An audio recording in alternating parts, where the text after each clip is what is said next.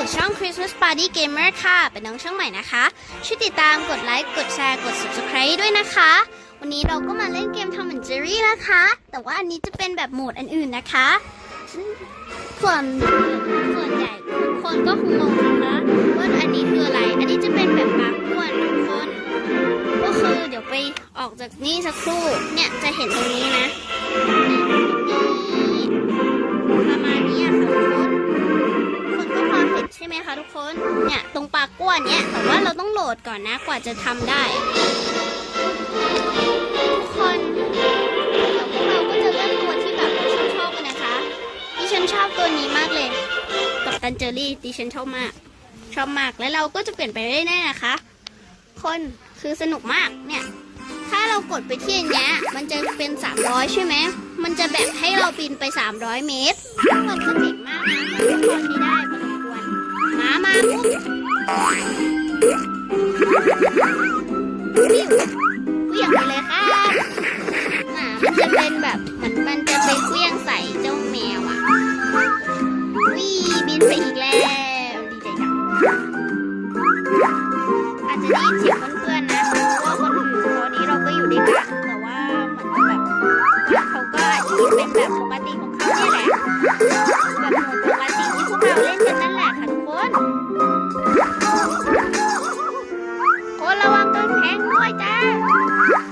เพื่อนกรีดการกันใหญ่เลยอะไรตกกระจายเพราะว่าแมวน่าจะเก่งโอ้มันจะมีแบบนี้ด้วยค่ะ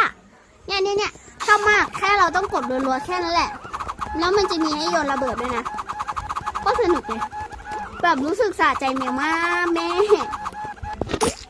แต่ว่าคราวนี้เราอาจจะมึนๆนะเพราะฉะนั้น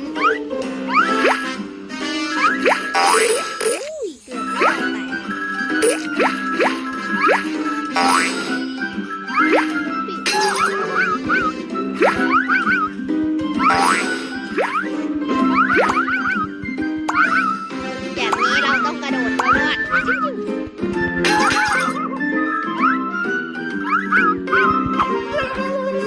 เกือบโดนเสียดายมันจะมีแซงคู12ด้วยนะถ้ามากสุดก็ไม่แน่ใจอ่ะได้400,000เนี่ยทุกคนดูดิ432,930เนี่ยจะถึงสุดแล้วส่วนนี้นะคะต่อไปเราก็จะเอาตัว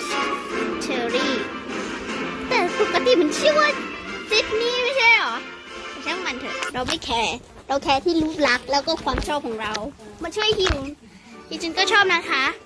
ส่วนอันเนี้ยถ้าเราไม่กดก็มันก็จะหายนะเพราะว่ามันจะมีเวลาถ้าอยากได้ก็คือรีบกดเลยจ้าตั้งแต่เริ่มเกมรีบกดเลยจ้าแต่ว่าพวกเราก็เล่นได้เยอะนะเพราะว่าแบบตอนเราเริ่มเกมอ่ะคืออันนี้ก็เล่นไม่ใช่ว่าเล่นมานานจะได้เงิน 5,000 นะคะเพราะว่าแบบพอเวลาเราเริ่มเล่นอ่ะมันก็ให้เรามา 5,000 แล้วแต่ก็ไม่แน่ใจนะว่าแบบถ้าเราเริ่มเล่นน่ะมันจะแบบทุกคนก็ลองไปโหลดเล่นมาได้นะถ้าสงสัยความจริงแล้ววันนี้ก็คือแบบเล่นมาหลายรอบแล้วแหละแต่ว่าอยากจะอัดคลิปให้นานแล้วแต่ว่าก็คงไม่ได้อัดเพราะว่าแบบไม่มีใครไม่ค่อยคุยอันนี้คือเริ่มพูดไม่รู้เรื่องไงลืมตัวเองแต่ว่าแต่ละตัวนี้จะแบบมีสกิลด้วยนะแต่ว่าสำหรับตัวอื่นน่ะยกเว้นไอตัวนี่นะโผล่ห่วงเลยคุยจะเพลินเลยต่อไปนะคะเจอรี่ฮาวายอันนี้ไม่รู้อะเราก็จะเลือกไปเรื่อยๆปีศาจฉันชอบมากแม่โลกก็ช่วยอะไรไม่ได้ซึ่งแต่ละอันนั้นจะก็มีสกิลนะแต่ว่าปกติแต่มีกรณียกเว้นนะคะอย่างเช่นในตัวเจอรี่แบบปกติเลยมันจะเป็นแบบมันเหมือนกับแบบมันก็จะเหมือนกับว่าเหมือนมันจะแบบไม่มีสกิลนะคะทุกคนแต่ว่าแล้วอีกอย่างคือมันเป็นข้อเสียด้วยนะถ้าเราเลือกตัวเนี้ยคือแบบมันจะกระโดด3ครั้งไม่ได้ค่ะทุกคนปกติในเกมเนี้ยบางทีมันต้องกระโดด2ครั้งไงแต่ว่าตัวเจอรี่อันนี้ดิฉันก็ไม่แน่ใจนะคะว่าแบบมันจะยังไงหรือว่ายังไงช่างมันเถอะไทโร่ แพ้สีหน้าเป็นสีหน้าเนี่ย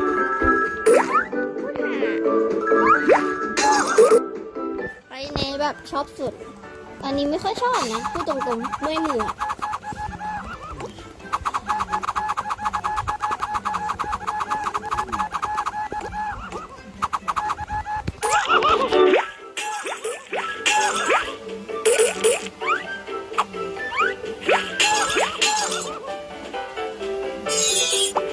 โดนนึกว่ามีแล้วมันจะไม่โดนอ่ะช่างมันเถอะทีหลังก็ต้องระวังด้วยนะ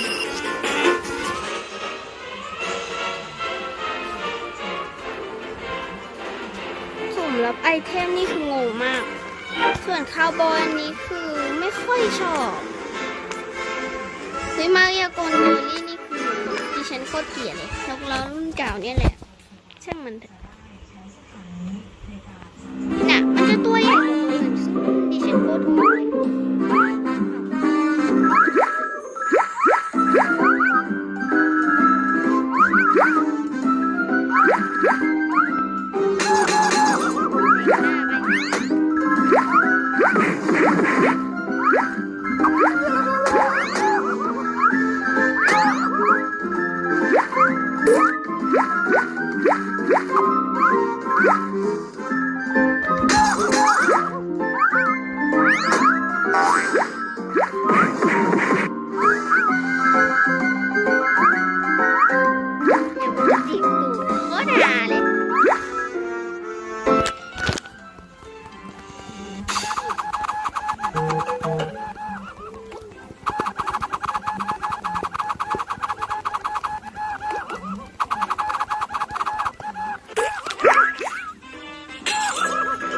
โดนโบชิครับทุกคนอาจจะไม่ค่อยชินนะเพราะว่าด่านนี้ไม่ค่อยมีใครเล่นหรอกไม่แน่ใจนะว่าแบบอาจจะดิฉันอาจจะเป็นคนแรกมั้งที่แบบเป็นคนเล่นเกมแบบนี้ผมมันไม่แน่ใจนะว่าแบบมันยังไงอ่ะ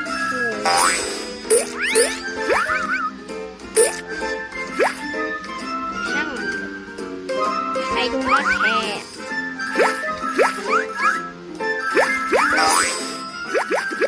โดนโบนเย็บไปเลยค่ะ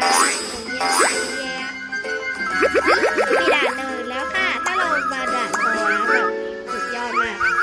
คงจะแบบสุดยอดโอ้ทุกคน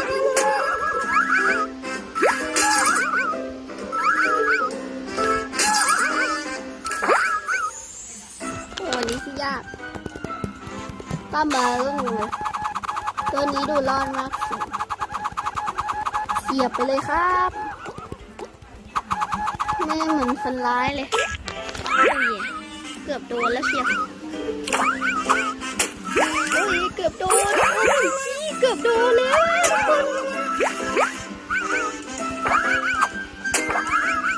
เฮ้ยง่วง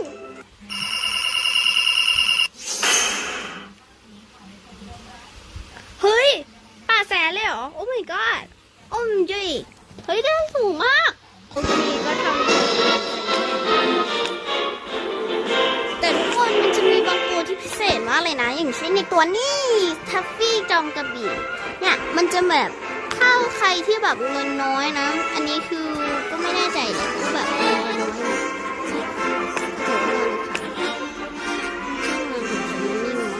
เนี่ยมันจะเหมือนกับแบบมันจะเริ่มแม็กซ์แล้วบินนะสำหรับคนที่แบบมีชีสไม่พอชีสก็คือหมายถึงอันนี้นะทุกคนให้ดูจ้าเห็นไหมทุกคนอ่ะถ้าใครดูไม่ทันก็ขอได้นะโอเค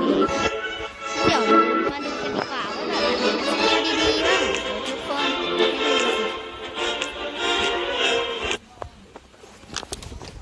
เดี๋ยวคิดว่าจะทำคลิปต่อด้วยเนี่ยมันจะเริ่มแบบนี้เลยทุกคนแบบไม่ต้องเสียตังค์แบบโอ้เห็นจี้ช็อกอันนี้กับสกิลอันนี้มากเลยอ่ะคนก็ดูคือแบบก็ดูมากเกือบโดนแล้วเกือบโดนแล้วทุกคนถ้าใครที่อยากจะเป็นแบบแมวอ่ะขอบอกอย่างนึงนะทุกคนได้เตรียมตัวเสียใจแน่เพราะว่าแบบมันทำไม่ได้ทุกคนใครก็เป็นแมวไม่ได้ด่านเนี้ยมันจะไม่สามารถเป็นแมวได้นะเพราะฉะนั้นขอบอก บอกเลยว่าถ้าใครที่อยากเป็นแมวก็คือเสียใจด้วยจ้าเป็นแมวได้นะไม่ได้นะจ๊ะว้ายเกือบโดนเกือบโดนเลยโดนปัดหน้าเข้าไปเต็มๆถ้าใครที่อยากได้เงินเยอะๆไม่แน่ใจนะว่าแบบตอนเริ่มเนี่ยมันจะแบบยังไงคือไม่รู้นะว่าแบบเงินมันจะเท่าไหร่เพราะว่าตอนเริ่มนี่คือ 5,000 เลยงงมากช่างมันเถอะคนเราไม่แคร์แต่ว่าถ้าสำหรับใครที่ได้สูงหรือว่าได้ 5,000 นะนี่คือดิฉันไม่รู้อะโอเคเดี๋ยวพาร์ทหน้านะคะเราก็อุ้ยล่วงพอจะพยายามแบบเล่นอันอื่นนะสำหรับพาร์ทหน้าตัวที่แบบตัวเองชอบมันเดี๋ยวก่อนเดี๋ยวนะคะเราจะเอามาแบบ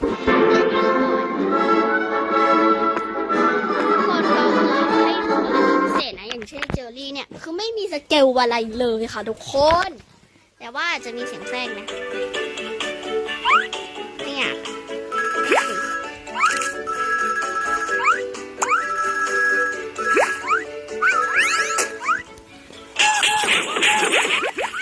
เอามันกระโดด3 ครั้งได้ด้วยว่ะ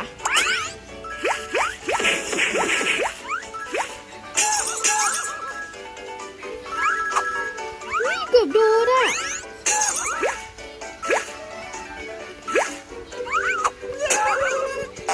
กระโดดไปดูโอ้โหอยากเกือบโดนนะโอ้ my god ไม่มีกับดักด้วยทุกคนแต่ว่ายังไม่อยากให้เล่นกับดักอ่ะงั้นเดี๋ยวทุกคนจะดูในกรณีพิเศษถ้ากับดักจะลองให้เล่นกับดักว่าแบบกับดักเป็นยังไง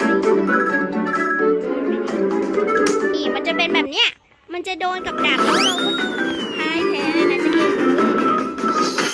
โอเคทุกคนก็น่าจะพอเก๊กมาเนาะ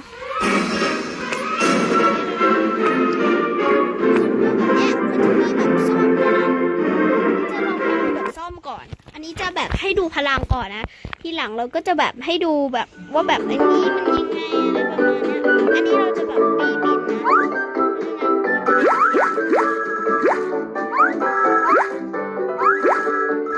เขาไม่มีมือเกลียดใช้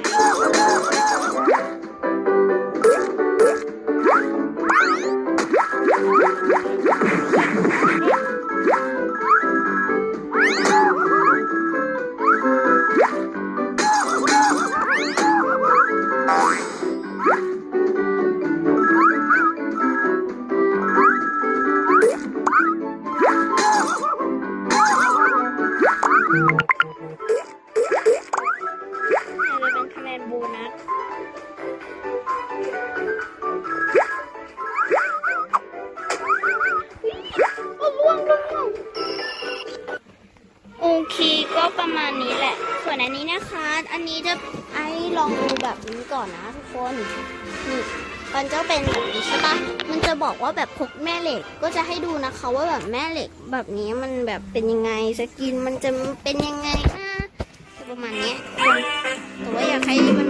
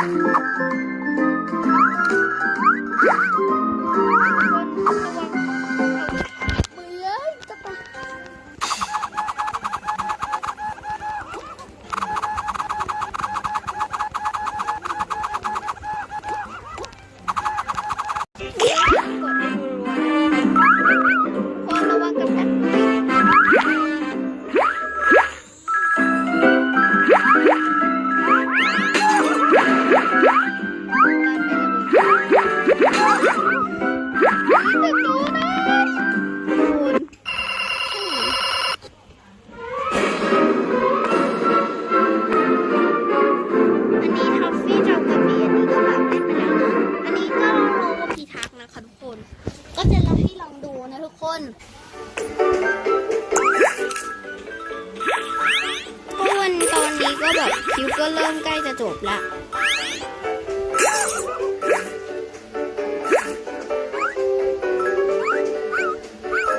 เหยียบวงแยมแล้วทำไมไม่อยู่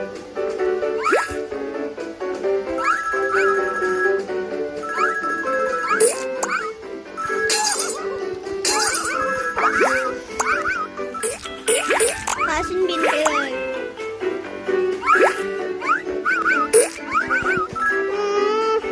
ง่วงอีกแล้วทุกคน ก็เดี๋ยวจะมาต่อในคลิปหน้านะคะ ก็สำหรับวันนี้ก็คงต้องลาไปก่อนนะบาย